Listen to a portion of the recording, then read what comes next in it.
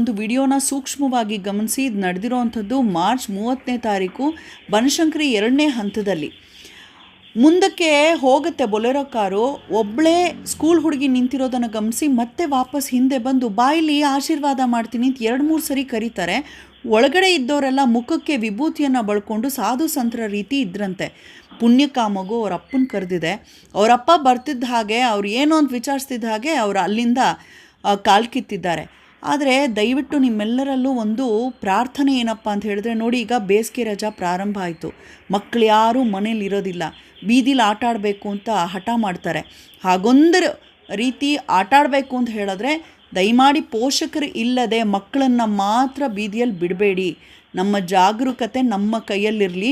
ಇದು ಬರೀ ಬೆಂಗಳೂರಿನ ಕತೆ ಅಲ್ಲ, ಎಲ್ಲ ಕಡೆನೂ ಮಕ್ಕಳ ಕಳ್ಳರ ಕಾಟ ಹೆಚ್ಚಾಗಿದೆ.